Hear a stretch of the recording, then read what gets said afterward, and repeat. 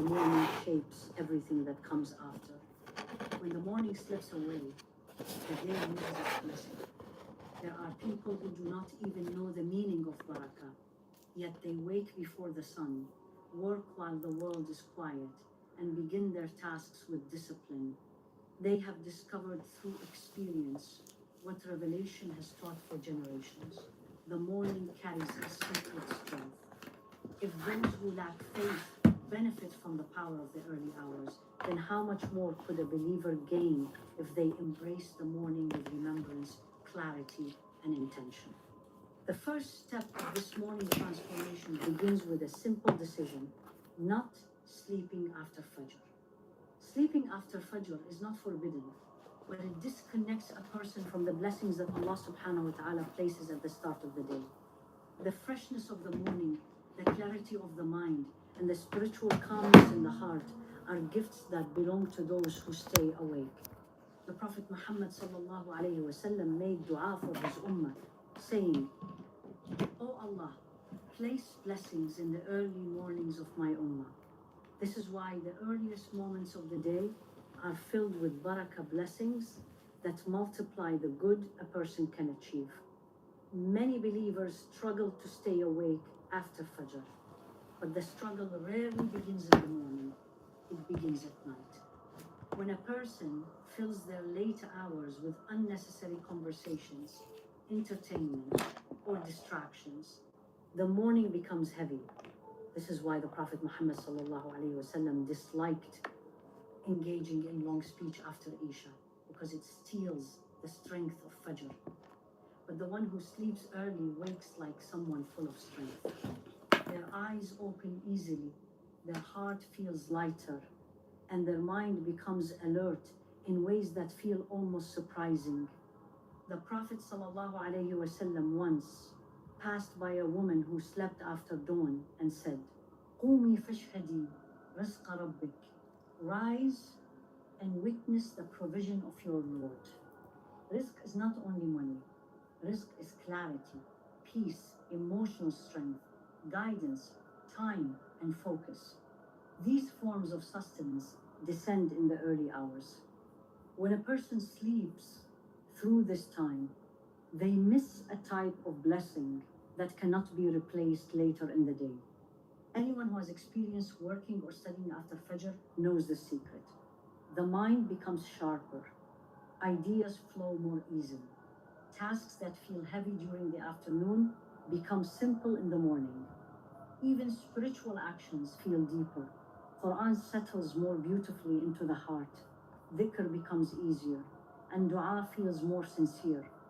The morning opens doors that remain closed later in the day. Those who return to sleep after Fajr often find their morning scattered, their focus weak, and their day rushed. But the one who begins their day early, who stays awake, remembers Allah subhanahu wa ta'ala, and takes their first steps with clarity, feels blessings unfolding in everything they do. This one habit becomes the foundation of all the morning practices that follow. It prepares the heart, it clears the mind, it opens the soul, and it leads the believer into a day filled with barakah. Transformation begins with the morning.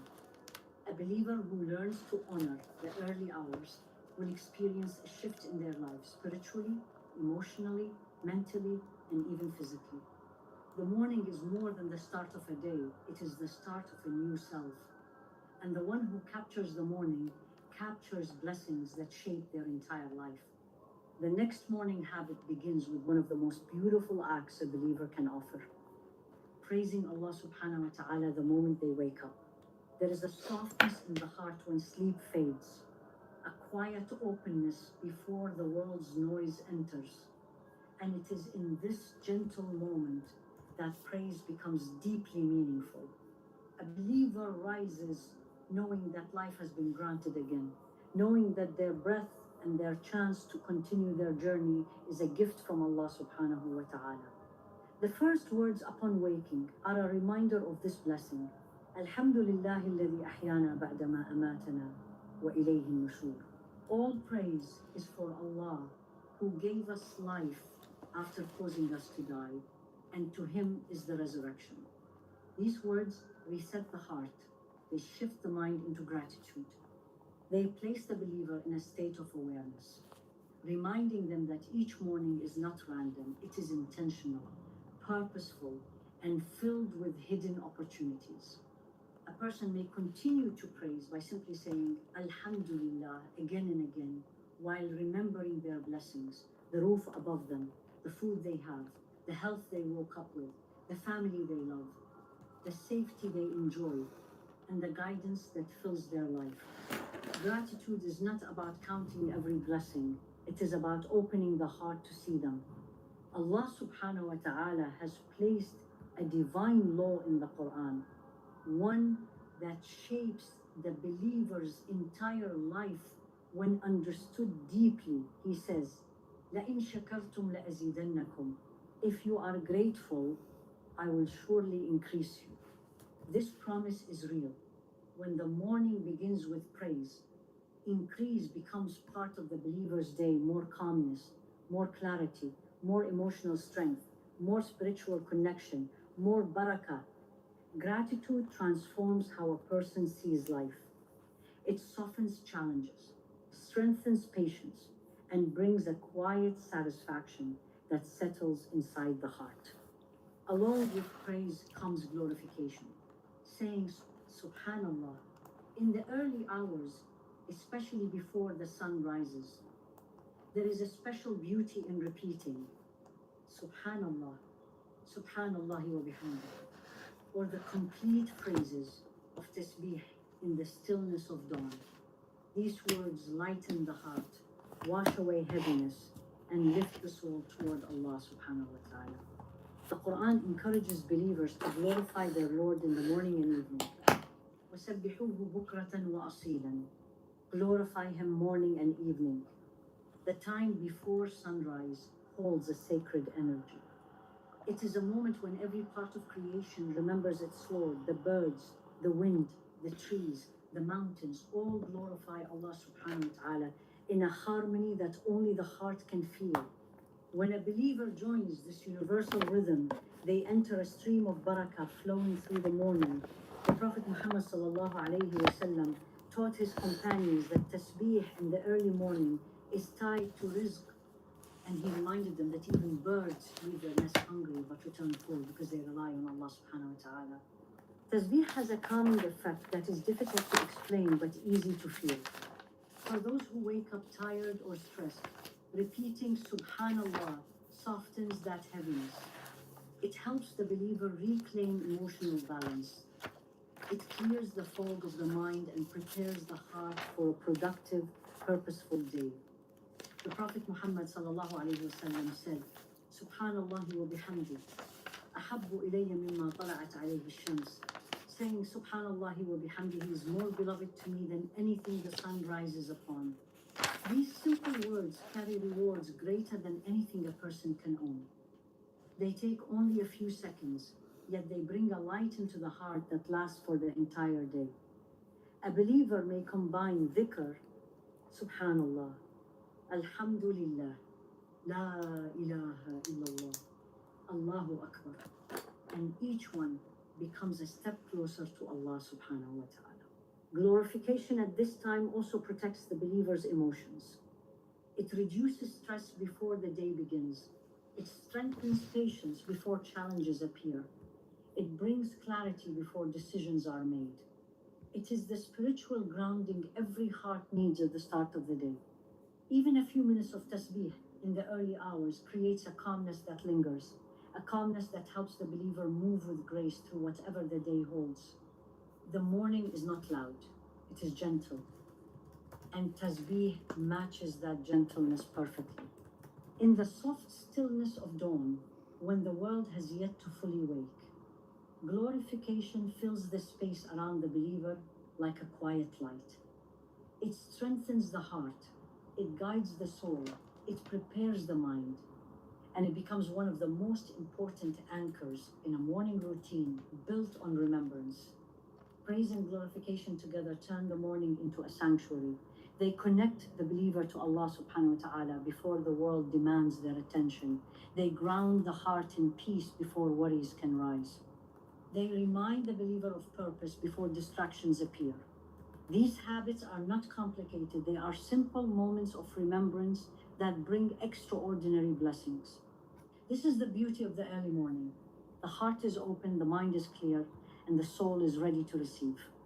And when the believer fills these moments with praise and tasbih, the morning becomes a doorway to light, peace, and barakah. Among the treasures of the morning, the recitation of the Quran holds a beauty that cannot be compared to anything else. When a believer opens the book of Allah subhanahu wa ta'ala at the start of the day, a calmness settles over the heart and a light enters the home.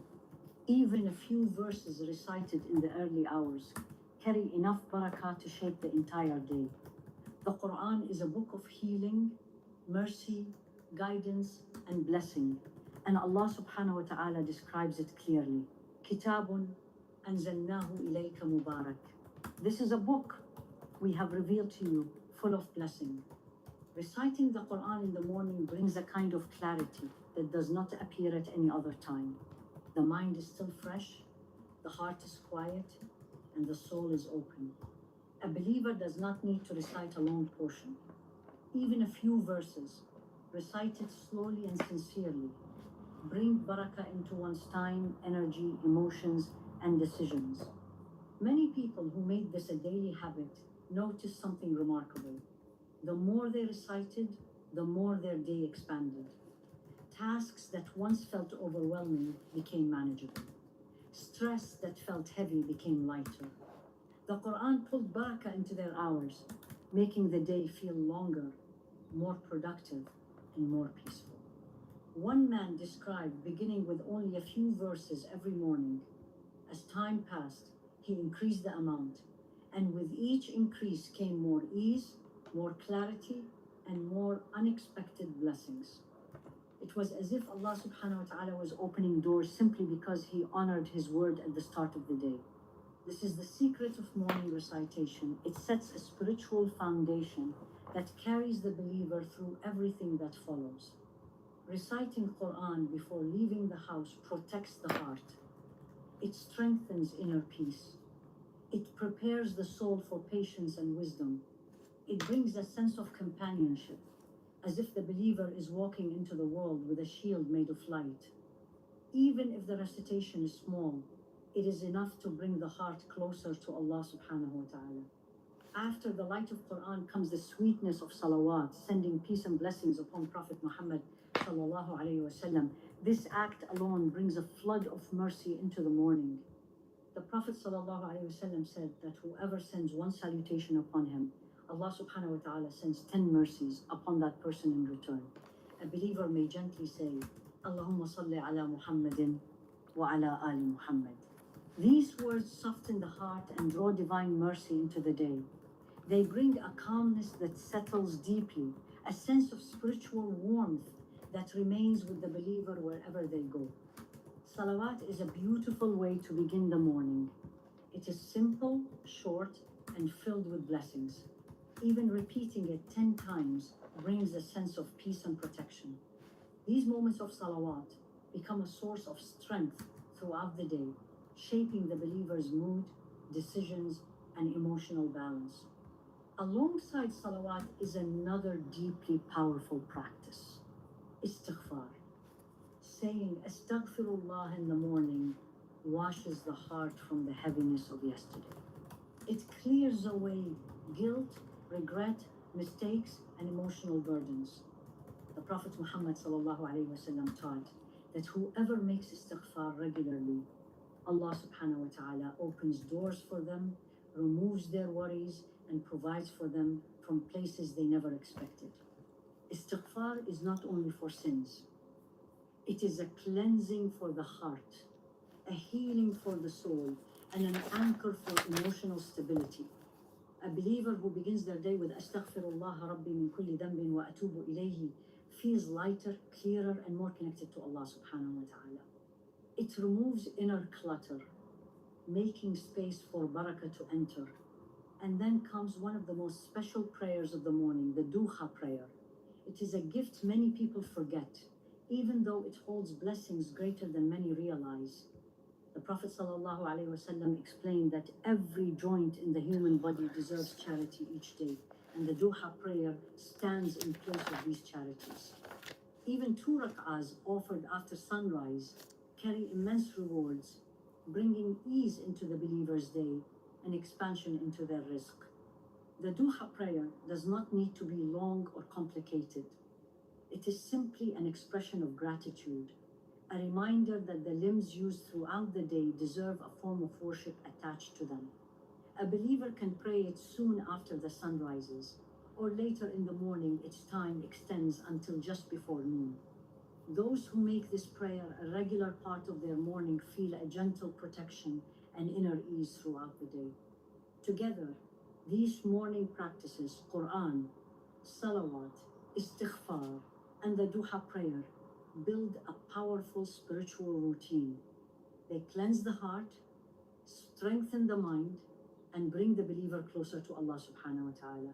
They prepare the person for every challenge, every decision, every emotion they will face. They create a calmness that cannot be shaken easily. A believer who holds on to these habits walks into their day with light, mercy, and barakah surrounding them. This is the beauty of the morning. When filled with the remembrance of Allah subhanahu wa ta'ala, it becomes a source of strength for the entire day. These actions do not require long hours.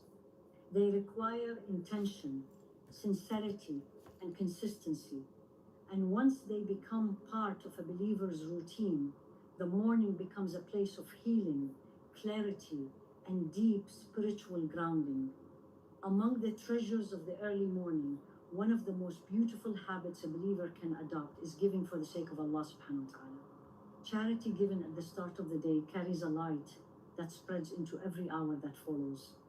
It does not need to be a large amount. Even a small act, done sincerely, becomes a seed of barakah.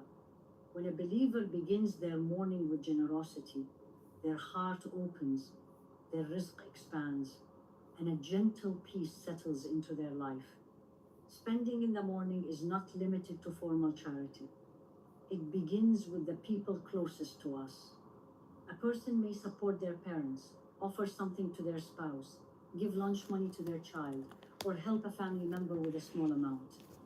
When done with the intention of pleasing Allah subhanahu wa ta'ala, every one of these actions becomes sadaqah. The Prophet Muhammad sallallahu alaihi wasallam reminded us that even the morsel a person places into their spouse's mouth is charity. This teaches us that charity is not always an act done far from home. It begins inside the home with kindness, gentleness, and care. A believer may also give outside their family, feeding the hungry, supporting a neighbor, helping someone struggling silently, or offering a small amount to someone in need. Many people begin their morning by feeding birds, placing water for animals, or giving a little food to cats or dogs near their home. These acts may seem small, but in the sight of Allah subhanahu wa ta'ala, they carry weight. Kindness towards His creation is honored, remembered, and rewarded. Allah subhanahu wa ta'ala promises, Ya abna Adam, anfiq unfiq alayk. O son of Adam, spend, and I will spend on you. This is not just a statement, it is a guarantee. Whoever gives, receives. Whoever helps others is helped by Allah subhanahu wa ta'ala in ways they cannot imagine. Those who make morning charity a habit often find doors opening for them at times they least expect. Their worries become lighter, their affairs become easier, and their rizq expands from directions they never anticipated. Charity also shapes the believer's heart. It makes the soul gentle, compassionate, and aware. It teaches a person to look beyond themselves, to see the needs around them, and to respond with kindness. When someone begins their day thinking, whose life can I brighten today? Who can I help, even in a small way? That person carries a light that spreads into the world. Their presence becomes a source of goodness. Their footsteps become a path of mercy, and their morning becomes filled with the blessings of Allah subhanahu wa ta'ala. Some believers begin their day by helping an elderly neighbor, delivering bread to someone who cannot walk, or sending a small amount daily through an online donation. Others show kindness through simple acts, offering a smile, speaking gently, or making someone feel valued. These actions, when done in the early hours, carry a special sweetness. They align the heart with humility, gratitude, and compassion. The companions of the Prophet Muhammad ﷺ used to begin their day with such acts. They understood that a believer is not defined only by prayer and remembrance, but by how much good they bring into the world. The Prophet ﷺ once walked with his companions in the morning and asked who had given charity that day. One companion responded that he already had. This moment reflects the spirit we are meant to carry, a desire to begin the day by giving, helping, uplifting, and spreading light. When the morning begins with charity, Allah subhanahu wa ta'ala places barakah in the remainder of the day. The heart becomes more grateful, the mind becomes clearer, the believer feels more connected to purpose. It becomes easier to face difficulties because kindness strengthens the soul. Charity invites divine protection, divine support, and divine expansion. And the one who gives at the start of the day sees blessings unfolding quietly in every direction. These practices, gratitude, tasbih, Quran recitation, salawat, istighfar, duha, prayer, tawakkul, and charity form a morning routine filled with spiritual power. Each one adds a layer of light, a layer of peace, a layer of strength. Together, they bring the believer closer to Allah subhanahu wa ta'ala. They transform the morning into a sanctuary and the day into an opportunity for growth, clarity, and blessing. When a believer adopts these habits consistently, even for a few minutes each morning, their entire life begins to shift. Their heart becomes calmer, their mind becomes clearer, their decisions become wiser, their relationships become softer, their rizq begins to carry more barakah, and their connection with Allah subhanahu wa ta'ala deepens in a way that brings comfort and stability. The morning is not just the beginning of a day, it is the beginning of your story. It is the opening chapter of your blessings. It is the foundation of your success. And when you fill it with remembrance, gratitude, sincerity, and kindness, everything that follows becomes touched by light. A believer who rises early, remains awake after Fajr, praises Allah subhanahu wa ta'ala, glorifies Him, recites Quran, sends salawat, makes istighfar, prays duha, practices tawakkul, and gives charity walks into their day with strength. Their steps are guided, their heart is protected, their life gains a rhythm of barakah that cannot be matched. These 9 practices are simple, yet they hold the power to reshape destiny. They transform the morning, they transform the heart, they transform the believer. Whoever holds on to them begins to see blessings in places they never looked before. And whoever begins their day for Allah subhanahu wa ta'ala never walks alone.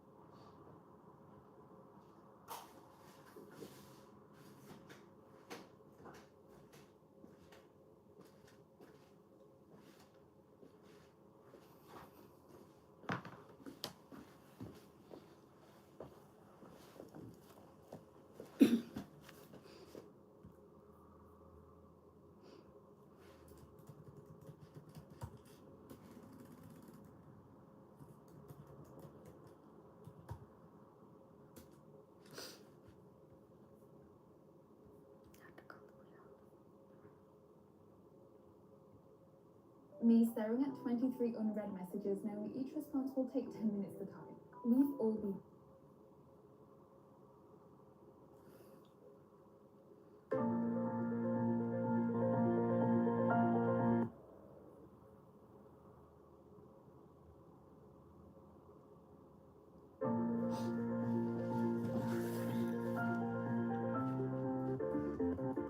Evet, diksiyon edecek dostlar da var.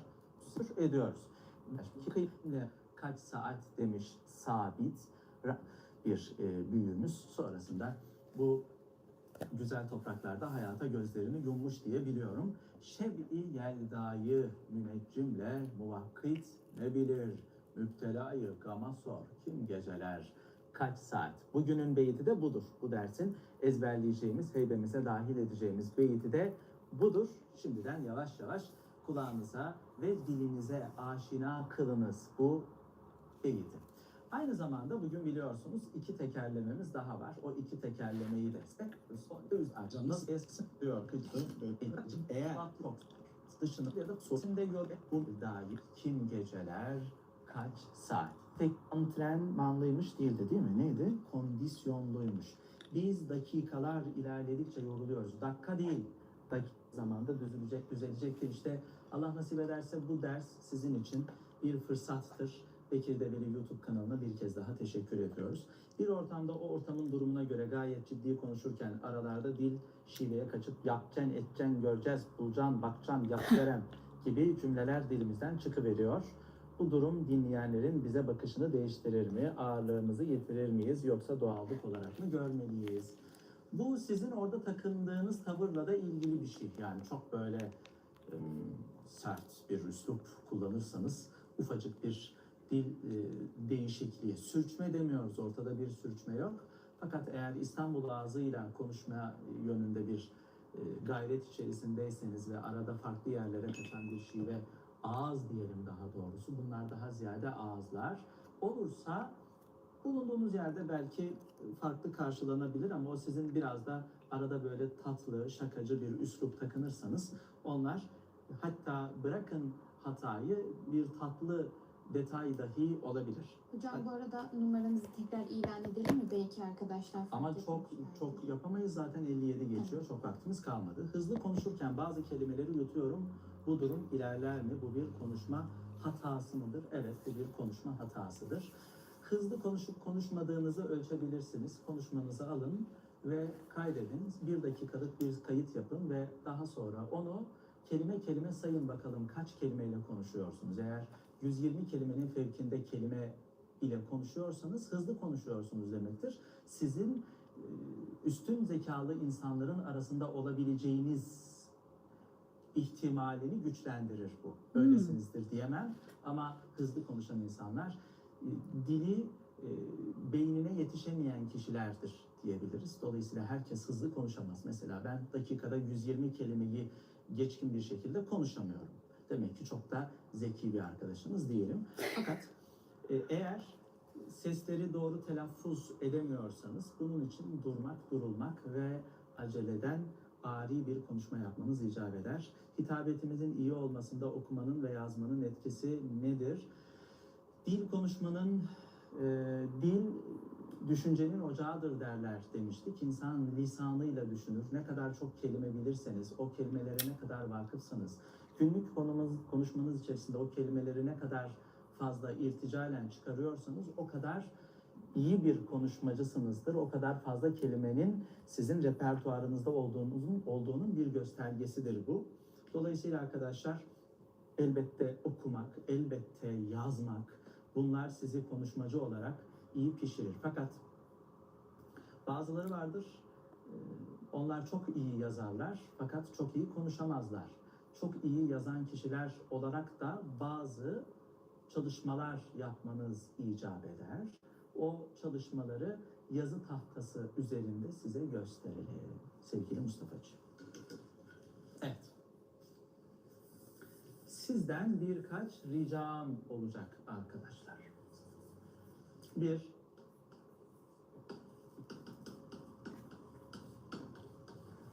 Mikrofon. 2. Tripod. Tripod böyle mi yazılıyor? Diyarbakır'ın D'siyle mi yazılıyor? Diyarbakır değil mi? Tripod. 3 pot ayak. Tripod. Başka ne gerekiyor? Başka da bir şey gerekmiyor. Telefonunuzu dik değil yatay tutmak suretiyle mikrofonunuzu da takıp tripoda yerleştirip hatta hadi üçüncü ekleyelim. Işık. Işık. Bu 3 tane malzemeye ihtiyacınız olacak arkadaşlar. Bu 3 tane malzeme sizin hitabet eğitimi sürecinize katkı sağlayacak. Nasıl? Şu şekilde bir Dublaj eğitimi bu akademide. Spikerlik eğitimi bu akademide. cep telefonumuz var. Tabii bütün bunları biz ne için kullanacağız? Cep telefonumuza takmak için kullanacağız. Artık yani benim cep telefonumda 3 tane lens var. 3 ayrı lens var. Bu lensler yakınlık, uzaklık, işte geniş lens, dar lens olarak artık çok gelişti. Önünde 2, arkada 3 lens, toplam 5 lensi olan bir cihaz kullanıyorum. Artık birçok insanın telefonları, o akıllı telefonlar, iyi kameraları olan, iyi görüntü alan cihazlar haline geldi. Cep telefonunuza uygun bir basit tripod, yani 150-200 liralık bir tripod sizin işinizi görecektir. Marka vermeyeyim ama çok basit ve ucuz mikrofonlar var, kablolu mikrofonlar var. Cep telefonunuzun işte kablo çıkışına göre uygun bir mikrofon temin edip tripoda yerleştirip uygun bir yerden de kendiniz için bir ışık oluşturup her hafta belirlediğiniz bir konuyla alakalı bir anlatım yapabilirsiniz. Ya da hani kaleminiz kuvvetli yazıyorsunuz ya, okuduğunuz, yazdığınız konu neyse, başlık neyse, mesela bir başlık söylesin Sümeyye. Fotoğrafçılık. Fotoğrafçılıkla alakalı bir şeyler anlatacaksınız. Renkten bahsedeceksiniz, kadrajdan bahsedeceksiniz, efendim lenslerden bahsedeceksiniz, filanın. Tüm bu özellikleri anlatmak için bir anlatım gerçekleştireceksiniz ya, kameranızı kurdunuz, karşısına geçtiniz. Merhaba arkadaşlar, bugün sizinle şu tecrübelerimi paylaşacağım diye başlayabilirsiniz. Ya da merhaba arkadaşlar, bugün şundan bahsedeceğim demek yerine doğrudan fotoğrafçılıkla alakalı bir hatırayla da başlayabilirsiniz. Biliyor musunuz? Filanca fotoğrafçı Afrika'da çektiği filanca fotoğrafından sonra hayata gözlerini yumdu, intihar etti. O fotoğrafı çektikten sonra o fotoğrafın mağduru çocuğa yardım etmemiş ve onu Akbaba'ya kurban etmiş olmanın daha sonra kendisinde oluşturduğu tahribatla kendisine zarar verdi gibi fotoğrafçılıkla alakalı bir hikayecik, bir anekdotla başlayıp yolunuza devam edebilirsiniz. Ve yaptığınız bu anlatımlar diyelim ki bir hafta içerisinde her gün bir video çekmek suretiyle 7. gün 7. videonuzu aynı konu, aynı başlıkla alakalı çekip her bir video için aynı başlıktaki anlatımı tekamül ettirmeye gayret sarf edebilirsiniz. Bir gün evlat olmak konusunu anlatın. Bir gün Çanakkale şehitlerimizden bahsedin. Bir gün İstanbul'un aslında bizim için ne kadar kıymetli olduğundan bahsedin. Ve bunu bir kere yapmayın. O hafta mutlaka aynı konuyu 7 kez her akşam bir video çekmek suretiyle anlatın. Göreceksiniz 1. video ile 7. video arasında inanılmaz farklılıklar var. Bugün YouTube'da içerik üreten kişilerin başarılı olanlarına bakın, aynı şeyi göreceksiniz. Eski videolarını bir gözden geçirin, bir bakın ne kadar çok amatörlükler göreceksiniz. Ama o amatörlüklerin üzerine basarak, onları basamak olarak kullanarak belli bir yere geldi o insanlar. Işıklarına yönelik, kameralarına yönelik, mikrofonlarına yönelik, duruşlarına yönelik, telaffuzlarına yönelik, girişlerine yönelik gördükleri hataları ya da izleyicilerinden gelen geri dönüşleri kendilerine bir referans kabul edip, bir yol arkadaşı, bir pusula kabul edip onların rehberliğinde kendilerine çeki düzen verdiler, hatalarını düzelttiler. Siz de bunu yapabilirsiniz. Başka soru var mı? Topluluk karşısında konuşurken diksiyon mu önemli, beden dili mi? Bunun bir öncelik sırası var mı? Çok güzel bir soru. Elbette beden dili diksiyondan çok daha ileride, önemli. TEDx konuşmalarını biliyorsunuz arkadaşlar. TEDx konuşmalarında bir bakıyorsunuz arkadaşlar, şiveli konuşan teyzeler, Amcalar çok güzel konuşuyorlar. Şiveli konuşuyor fakat çok mesele değil orada şive. Sahneyi o kadar başarılı kullanıyor, o kadar etkili hikayeler anlatıyor, o kadar vurucu noktalara temas ediyor ki insanların o ağızlarına, o şivelerine kimse takılmıyor. Asıl mesele içeriğin kaliteli olmasında, asıl mesele o topluluk karşısında özgüvenle, kendinden emin bir şekilde çıkıp konuşma yönündeki gayretimiz oluyor. Bunu başardıktan sonra varsın ağzımız olsun, şivemiz olsun hiç önemli değil. Ama olsa daha güzel olmaz mı? Yani Ali Gülala olmaz mı? Nitekim kibirden Allah'a sığınırım. İşimiz gereği birçok sahne performansı sergiliyoruz ve sahneden indiğimizde birçok siyasi olsun, çok üst düzey insanlar olsun ya da normal vatandaş gelip tebrik edip, teşekkür edip, işte bu yaşta böyle bir kabiliyete nasıl ulaştığımıza ilişkin, böyle bir tecrübeye nasıl ulaştığımıza ilişkin bir şeyler söylüyorlar. Gururumuzu okşuyor. Allah bizi kibir yapmaktan muhafaza buyursun. Ama bunları duymak da güzel. Marifet iltifata tabidir. İltifat görmeyen meta zayidir derler. Dolayısıyla bir şekilde de bu yöndeki gayreti olan kişileri teşvik etmeniz önemli. Mesela şu anki videomuzun orada şuralarda bir yerde olacak bir şey var. Yok tam şurada. Şurada bir tane beğen butonu var. Ona bir basarsanız kanalımız için, efendim bu program için bir teşvik anlamına gelir. Teşekkür ediyoruz. Sümeyye Hanımcığım soru alalım efendim. Beyza Nur Karabağ sormuş. Merhabalar, dini terimlerin ve alimlerin İbn-i Mace, Eş'ari, Darimi telaffuzlarında farklı okuyuşlar duyduğumuz için nasıl seslendireceğimizi bilemiyoruz. Bu konuda rica etsek bizi aydınlatabilir misiniz? Şimdi teknik anlatımlar yaparken mesela kimler? Doktorlar mesela ne yapıyorlar? Kendi terminolojileri içerisindeki ifadeleri kullanırken Latincesine göre söylüyorlar, değil mi? Hocalar işte dini konularda bir şeyler anlatırken o dini terminolojiye uygun şekilde sallallahu teala aleyhi ve sellem diyor mesela. Ama biz normal konuşmada ne diyoruz? Peygamber Efendimiz sallallahu aleyhi ve sellem diyoruz, değil mi? Aynen bu şekilde dini bir anlatım söz konusuysa oradaki seslerin hakkını vermek kişinin kendi tercihine kalmıştır. Esat Coşan Hazretleri çok fazla halara ağırlık vermeden bunları zikretmeyi tercih etmiş. Mahmud Efendi Hazretleri bu sesleri doğrudan vermeyi tercih etmiş. Bu zatların kendi tercihine kalmışmış. Muazzez Ünal sormuş. Hocam, dilimde pelteklik var. Konuşurken çok rahatsız oluyorum. Nasıl düzeltebilirim? Bir dil ve konuşma terapistine gidebilirsiniz. Muazzez Hanım, değil mi? Muazzez mi dediniz? Evet. Muazzez Hanım, bir dil ve konuşma terapistine gidebilirsiniz. 4 yıllık bir fakülte mezuniyetiyle elde edilen bir paye bu. Ve acaba sizdeki pelteklik çocukluktan kalmış bir söyleyiş bozukluğu mudur? Yoksa dilinizle alakalı yaratılıştan gelen bir sıkıntı mı var ya da Allah'ın size verdiği bir özellik mi diyelim daha doğrusu, bilmiyoruz bunu.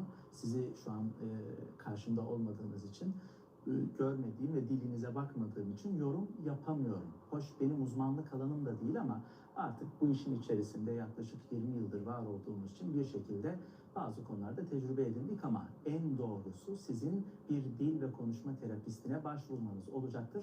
Belki de kısa bir süre bununla alakalı çalışma yaparak giderebilirsiniz bu problemi. Bilmiyorum. Ebru Binici'den gelmiş soru. Hocam, çok fazla doğru bildiğimiz yanlışlar var. Öğrendiklerimizi kalıcı hale nasıl getirebiliriz? Bu eğitimlere devam ederek ve tekrar yaparak tekrar ahsen ve tane 180. Evet. Aslında birçok soru geldi ama... Bu kadarıyla bir iktifa önceki- edelim. Süremiz doldu. Evet. Kıymetli arkadaşlar, Mustafa abi sana da çok teşekkür ediyoruz. Ben teşekkür ederim. Eyvallah, sağ ol. Mana değil, manalı bakışlarında derin bir ıstırap var gibiydi. Istırap var gibiydi. Izdırap, yani safhalarında, safa değil mi? Safhalarında. Mikrofonumuzu alabilir miyim? Konuşuyoruz Trabzon'da, Aydın'da. Vites küçültün demesem, ama maceralarımıza, iskambil oyunlarımıza, patlak hoparlörle yaptığımız program... Ekmek derdi, kömür derdi bilmeyeceğiz. Sabırlı ol.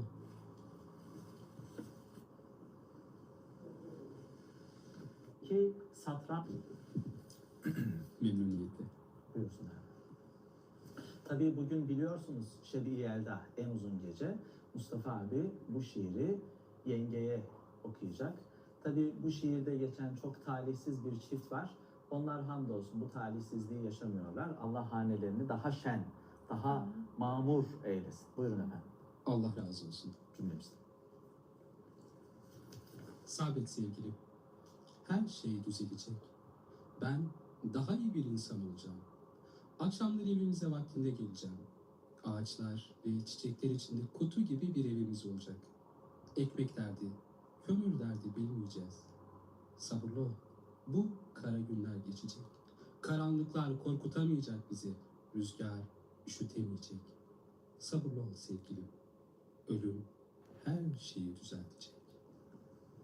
Bitirelim efendim. Löp löp et hayaliyle geldiğim Çatalca'da çay bahçesinde profiterol yemek nasipmiş.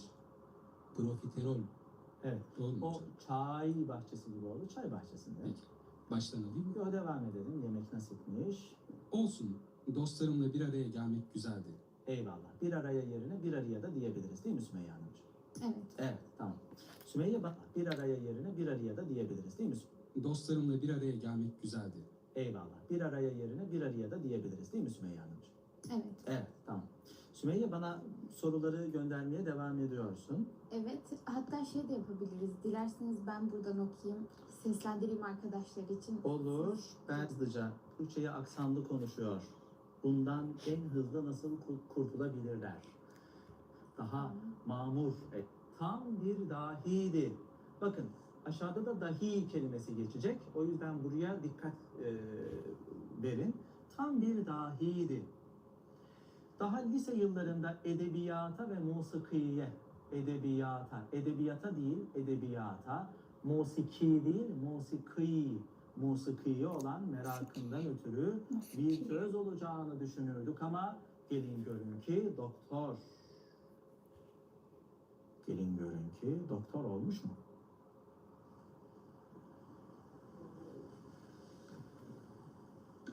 Doktor oldu. Görüş niyeli Londra'da uzmanlığını yapmış ve sonraları tayini buraya çıkmış. Sağ olsun neme lazımcılık yapmayıp inisiyatif kullandı. Tam olarak yazıldığı gibi inisiyatif kullandı. Laboratuvarda sıra dahi beklemedik. Laboratuvar değil, laboratuvar. Laboratuvar da değil, Van'ın V'si var orada. Laboratuvarda sıra dahi beklemedik. Dahi değil. Bakın burada dahi değil mi? İşlemlerimizi hızlıca hallettik. Daha sonra Şemsi Paşa pasajındaki çay bahçesine götürdü bizi. Lisedeki satranç turnuvalarımızdan, satranç turnuvalarımızdan, kopya maceralarımıza, iskambil oyunlarımıza, patlak hoparlörle yaptığımız programlardan şiir dinletilerimize kadar epey lafladık. O zamanlarda ezberlediğim Ümit Yaşar Oğuzcan'ın bir şiiri hala hatırımdadır. Evet. O zamanlarda ezberlediğim Ümit Yaşar Oğuzcan'ın bir şiiri hala hatırımdadır. Bu şiiri Mustafa Erdoğan. Tamam. Orada bekleyin, ben şey yapacağım.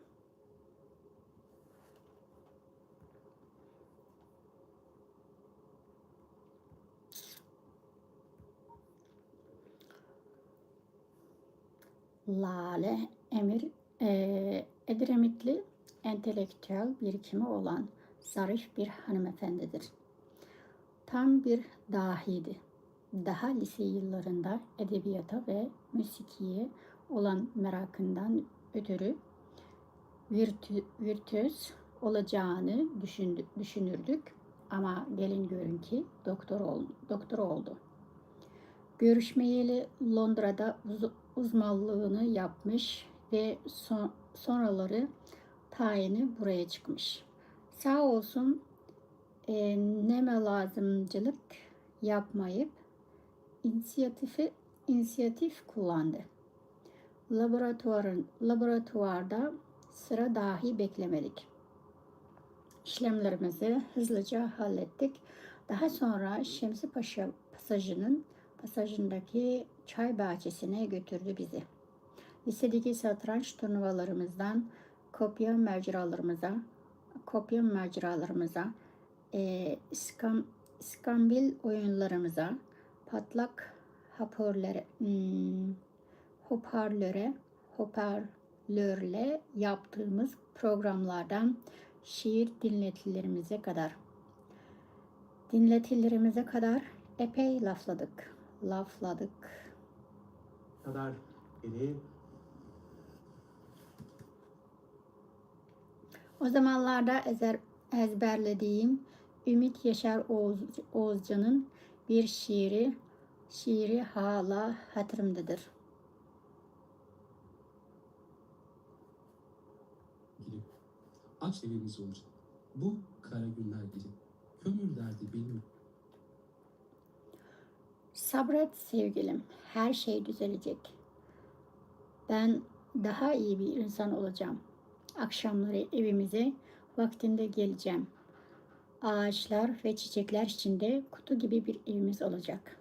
Ekmek derdi, kömür derdi bilmeyeceğiz. Sabırlı ol, bu kara günler geçecek. Karanlıklar korkutamayacak bizi. Rüzgar üşütmeyecek.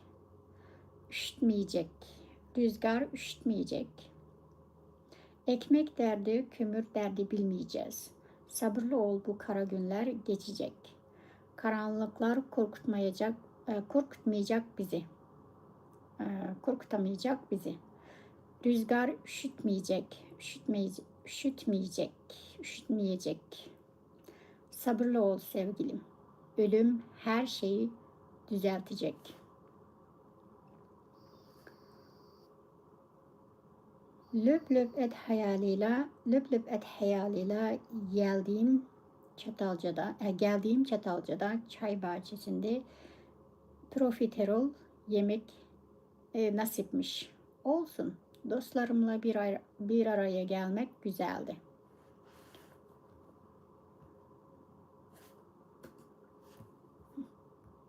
Üç dakikalık metin çıkmış. Şimdilik buraya kadar. Çocuğumu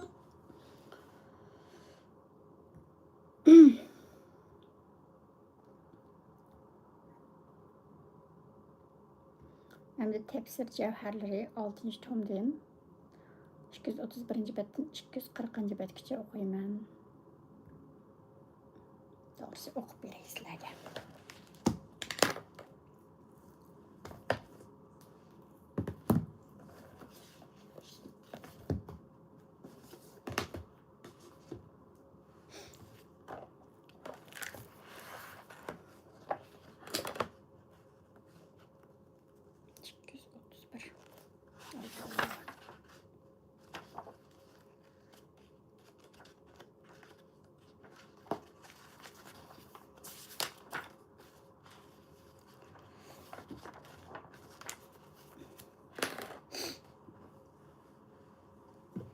Euzubillahimineşşeytanirracim.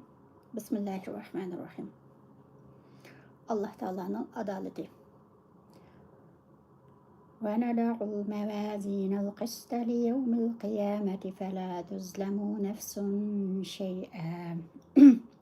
Ve in kâne miskâle habbetin min hardalin eteyna biha ve kefâ bina hasibin.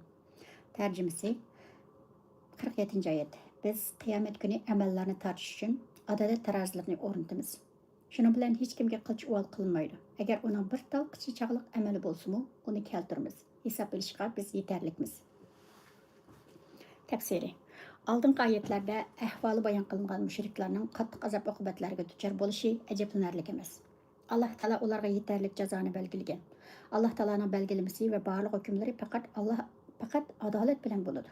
Chunki Alloh taolo har ishni adolat bilan qilg'uchi va qiyomat kunidagi adolat tarozisining egasidir. U biz qiyomat kuni amallarni tartish uchun adolat tarozilarini o'rnatamiz degan zotdir. Endi bu yerda bunday bir savol keladi. Qiyomat kunidagi tarozi dunyodagidek moddiy narsalarni tortadigan tarozimi yoki ma'naviyatlarni o'lchaydigan jihozmi? Agar qiyomat kundagi tarozi dunyodagi moddiy narsalarni tortadigan tarozi bo'lsa, insonlarning amallari jismlantirilib, ondan tortilamdi yoki boshqa bir usul bilan tortilamdi.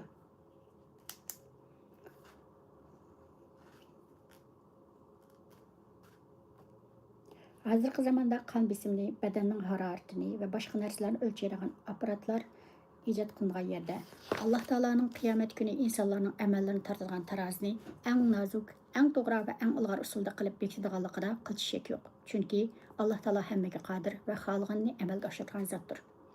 Qiyomat kunida hech kimga qilchilikmi uvol qilinmaydi. Ya'ni hech kimning yaxshi amali kamaytirilib, yomon amali ko'paytirilmaydi. Har kim o'zining amaliga yarasha jazo va mukofotga erishadi. Zarchilik yaxshiligi bor kishimi shu yaxshilikning mukofotini olmay qolmaydi. Alloh taolo eng tez va eng mukammal hisob olg'uchidir. Muhim nuqtalari. Qiyomat kuni demak adolat kuni demakdir. O kunda adolat to'liq ma'nosi bilan ifodasini topadi. Bandalarning yaxshi va yomon amallarini tortish, mukofot va jazolarni belgilash faqat adolat bilan olib beriladi. Hech kimga qichichaqliqmi uvol qilinmaydi. Zarchilik yaxshilik bo'lgan odam shu yaxshilikning mukofotini olmay qolmaydi. İkinci, qiyomat kundagi hisob elish har bir odamning nom amalini o'ziga o'qitish va qilmishlariga o'zini iqror qildirish bilan elib berildi. Musa va Harun alayhissalomlar.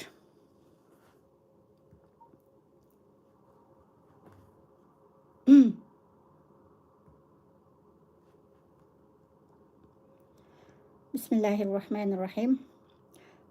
وَلَقَدْ آتَيْنَا مُوسَى وَهَارُونَ الْفُرْقَانَ وَضِيَاءً وَذِكْرًا لِلْمُتَّقِينَ الَّذِينَ يَخْشَوْنَ رَبَّهُم بِالْغَيْبِ وَهُم مِّنَ السَّاعَةِ مُشْفِقُونَ وَهَذَا ذِكْرٌ مُبَارَكٌ أَنزَلْنَاهُ أَفَأَنْتُمْ لَهُ مُنْكِرُونَ. Tərcümesi 48-ci ayət. Şəksizki biz Musa bilan Harunğa haqq bilan batılını ayırğıcı Tevratni, nurni və təqvadarlarga faydalıq vəz nəsiyyətini ata qıldıq. 49-ci ayət. O təqvadarlar xilvətdə Rabbidən qorqudigan, qiyamətdən qorqub titrəydigan kişilərdir. 50-ci ayət. Mana bu Qur'an biz nazil qılğan mübarək kitabdır. Şundaq tursunmu sizlər bunu inkar qılamsızlar? Təfsiri. Allah Taala qasam bilan ta'kidlab deydi ki, biz öz vaqtida Musa alayhissalom bilan Harun alayhissalom ikkisiga haqiqat bilan batilning orasini, harom bilan halolning va yaxshi bilan yomonning farqini ayirib bergan samoviy kitob, ya'ni Tavratni, qorong'uliklarni yo'ritib kishilarni kufrining, zulmatlardan hidoyatning yo'riqligiga chiqaradigan nurni va o'zining Alloh taoloning oldidagi mas'uliyatini tunib, shu mas'uliyat tuyg'usi bilan yashaydigan taqvodorlarga foydali bo'lgan vaz nasiyatni ato qilgan edi. Tevratda dinning barliq ko'rsatmalari to'liq bayon qilingan bo'lib, uningda vaz nasiyatni qabul qiladiganlar uchun to'liq yaxshi o'gitlar bor edi.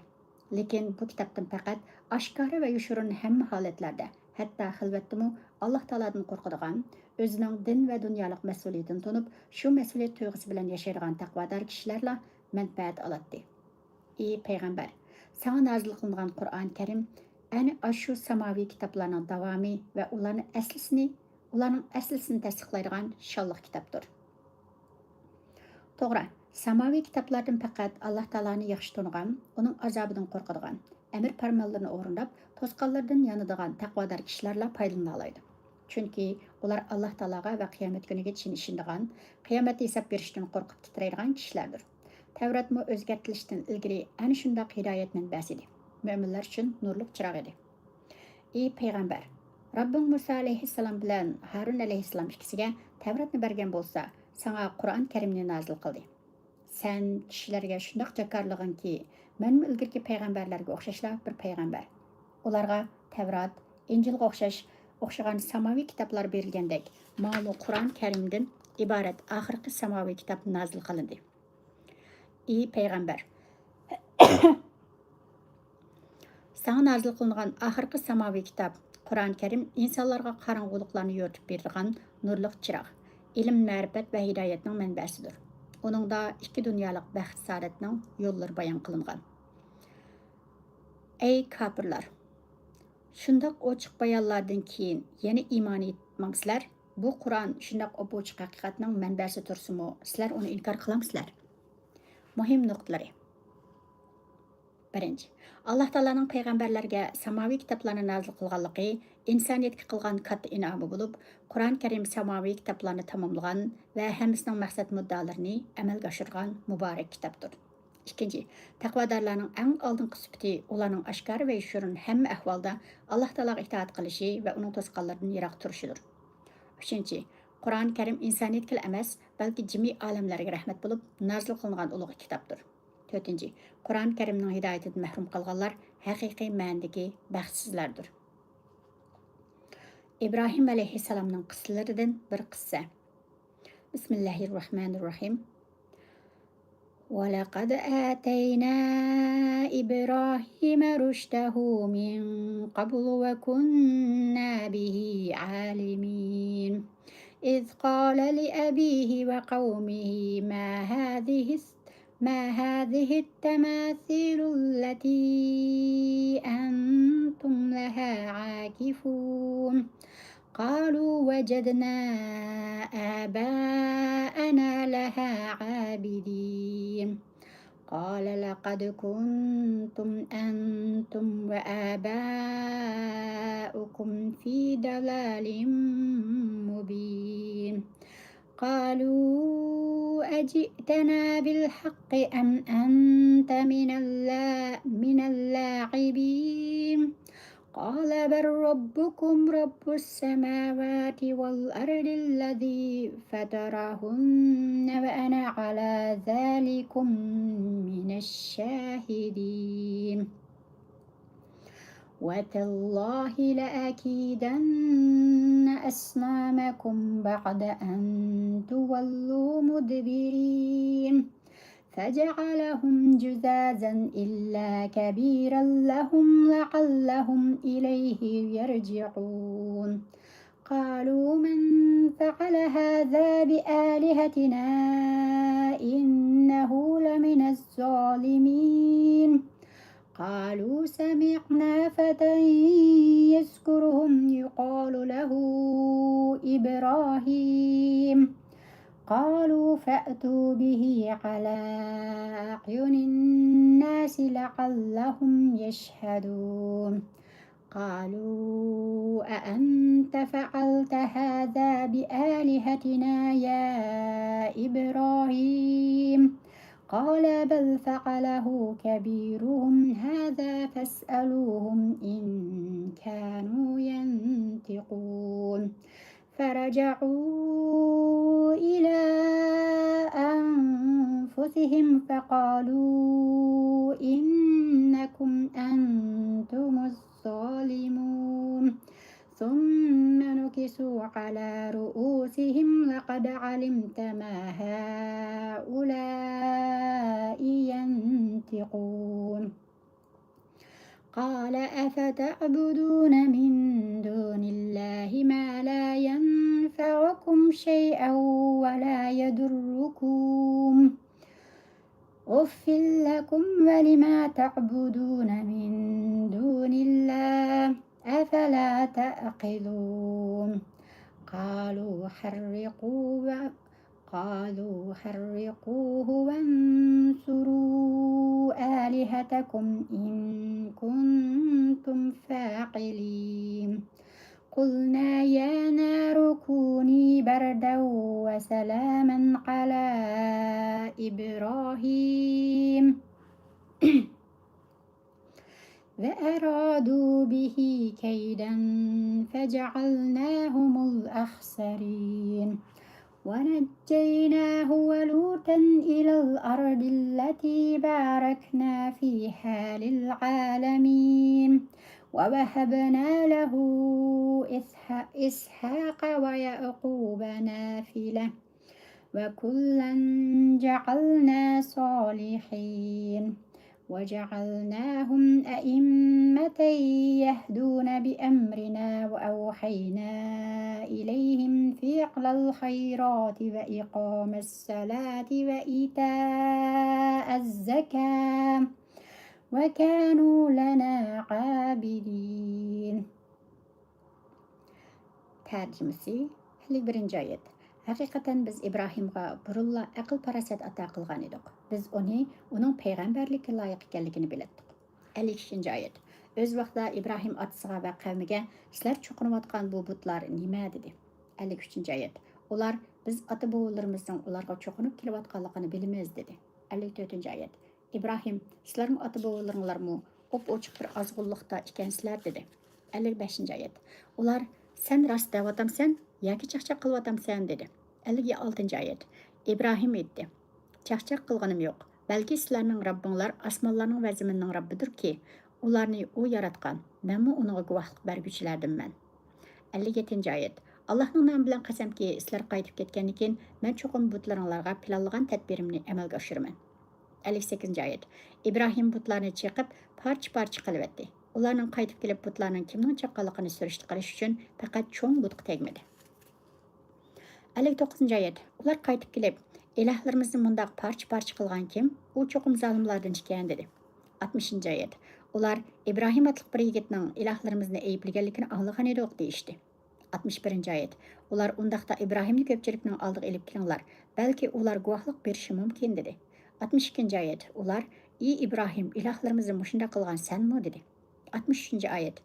İbrahim, "Yo'q, balki uni butlarning mushi cho'ng qildi. Agar ular so'z deyilsa, ularning o'zini so'rab yaqinglar" dedi. 64 oyat. Shuning bilan ular o'ziga kelib, bir-biriga qaygan holda, "Asli zolimlar sizlar ekansizlar" deyishdi.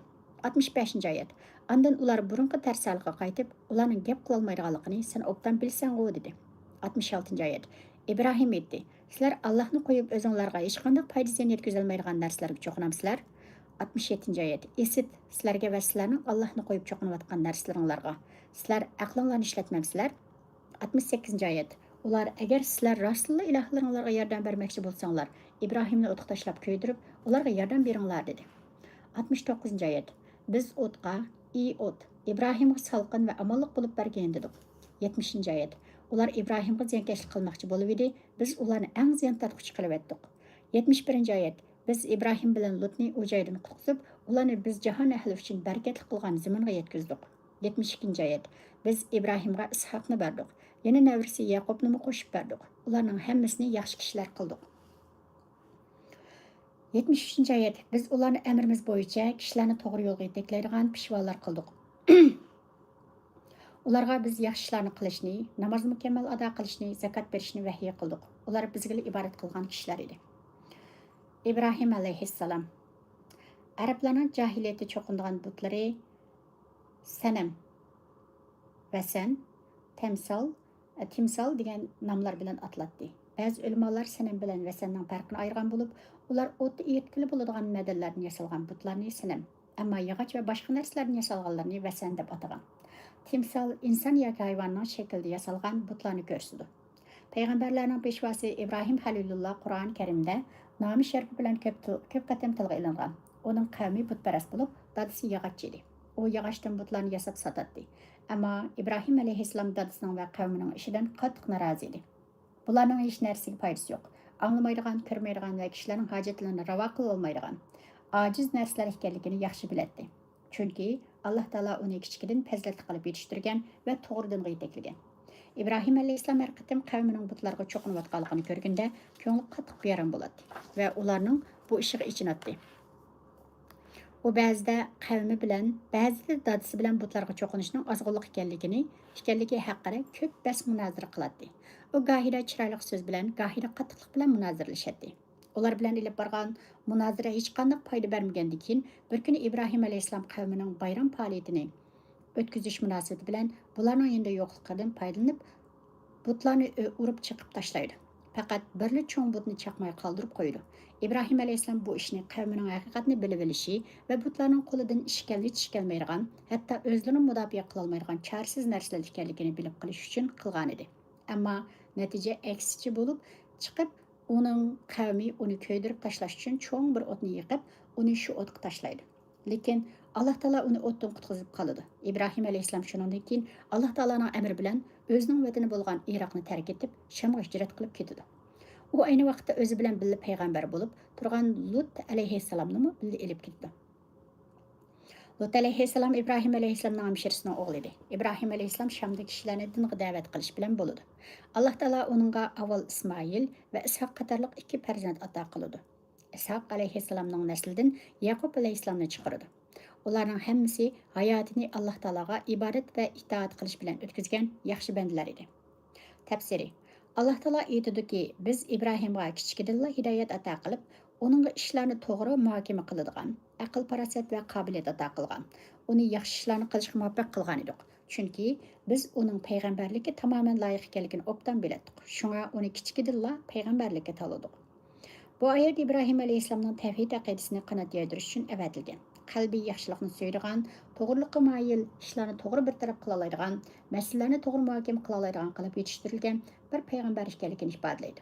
Shunga İbrahim alayhissalomning sab tabiati qavmining butlarga cho'qinishdek buzuq aqidasini qat'iy yoqtirmaydi. Butlarni qattiq yomon ko'radi. Alloh taolo payg'ambarimiz Hazrati Muhammad alayhissalomga xitob qilib mundaq deydi: "Ey payg'ambar, sen qavminga payg'ambarlarning peshvosi Ibrohim alayhissalomning dadasiga va qavmiga aytgan so'zlarni bayon qilib bergin. Ibrohim alayhissalom qavmiga o'zlik cho'qinayotgan butlarning arzimas narsalar ekanligini bildirib qo'yish uchun ularga sizlar cho'qinayotgan bu butlar nima dedi. İbrahim alayhissalom butlarning hech narsaga yaramaydigan arzimas narsalar ekanligini bilib turibliq, qavmidan bu butlarning nima ekanligini so'rganligi, bu butlarning hech kimga foyda ziyon yetkazolmaydigan ojiz narsalar ekanligini eskartish uchun edi. Ammo uning qavmi jaholatga cho'kib ketgan ozg'in qavm bo'lganlikdan ular o'zlarining butlarga cho'qinishdan iborat bu xurofotlikni to'g'ri deb sanab, biz ota-bovularimizning ularga cho'qinib kelayotganligini bilamiz deb javob berishdi. Chunki ular nimaning to'g'ri va nimaning xato ekanligini hech farq etmasdan, aqlini ishlatmasdan, tosh, yog'och va tuproqdan o'z qo'llari bilan yasab olgan narsalarga cho'qinayotgan ahmoqlar bo'lib, o'zlarining qanchalik cho'nqur azg'inlik ekanligini his qilishmaydi. Ularning butlarga cho'qinishda biror aqliy yoki samoviy dalilga tayanmasdan, faqat ota-bovularining odatiga asoslanganligi o'zlarining javobidan chiqib turadi. Payg'ambar alayhissalomning zamonidagi arab mushriklarmi dal İbrahim alayhissalomning qavmidek ahmoq va azg'in edi. Chunki ularmi butlarga cho'qinishda, ching turishda ota-bovularini taqlid qiladi. İbrahim alayhissalom ularning ota-bovularining xurofiy dinga ergishib olganligiga qarab, ularga sizlarmi ota-bovularinglarmi o'pochiq bir azg'inlik ekansizlar deydi. Ular İbrahim alayhissalomning bu keskin so'zidan cho'chib ketdi. Uningdan sen rost deyotamsan yoki chaqchaq qilyapsan deb so'raydi. Chunki ular o'zlarining va ota-bovularining azg'inlik ekanligini e'tirof qilishini qat'iy xohlamaydi. Va bundaq keskin so'zni ularga hech kim qilib boqmagan. Hech kim ularni bundaq ayblab boqmagan. Shunga ular İbrahim alayhissalomning so'zidan cho'chib ketgan edi. İbrahim alayhissalom ularga qat'iylik bilan javob berib dediki: "Sizlar ibodat qilishga va yuzinglarni tuproqqa qo'yib sajda qilishga va ibodat qilishga loyiq bo'lgan zot sizlarni va koinotdagi hamma narsani yaratgan Alloh taolodir.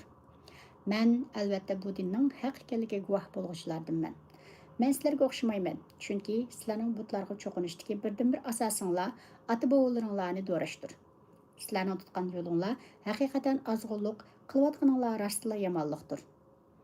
İbrahim alayhissalom qavmining bu saxt ilohlarga qarshi o'chmanlikni ichida yoshirdi va butlarga cho'qim ziyon yetkazishni planlaydi. Chunki butlarga ziyon yetkazish bu butlarning ojizligini va o'zini qo'g'day olmaydiganligini qavmiga ko'rsatib qo'yish uchun yaxshi fursat edi. Ayyuhan nasu duriban masalun fastami'u lah innal ladzina tad'una min dunillahi lan yakhluqu zubaban wa la ijtama'u lah. وإن يسلبهم ذباب شيئا لا يستنقذوه منه ضعف الطالب والمطلوب. Yani iyi insanlar sizlarga bir misol keltirildi. Onunla quloq solinglar. Sheksizki sizlar Allohni qo'yib cho'qinayotgan narsalaringlar hammasi yig'ilgan taqdirdami hargiz bir tal chivinni yarata olmaydi. Agar chivin ulardan bir narsani ilib qochsa, uni chivindan tortib ololmaydi. Demek talep qilg'uchimi, talep qilmag'uchimi ojizdir. Qilmag'uchimi?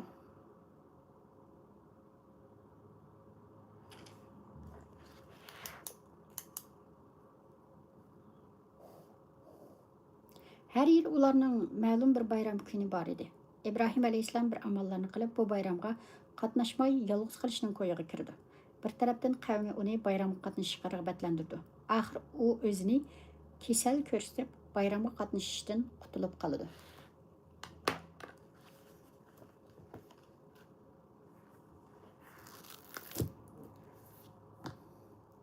Ruxsatini o'qishmishlik bo'lsin.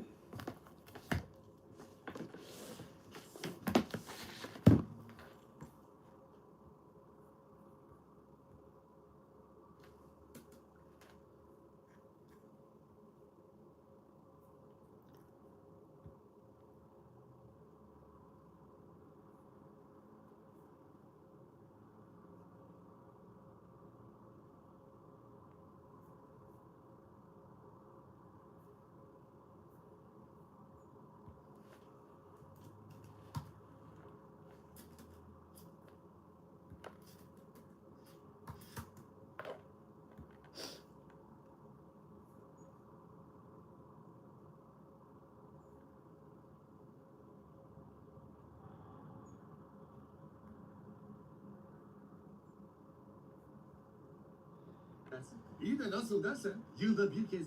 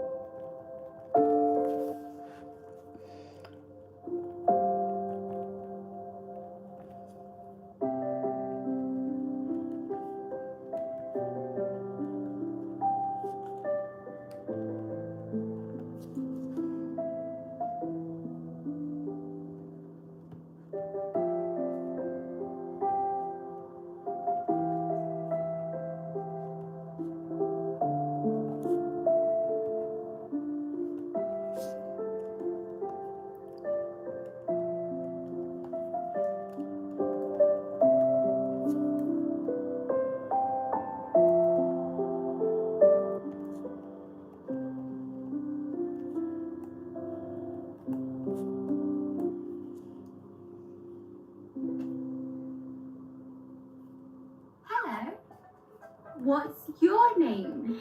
Hello, my name is Ifram. Nice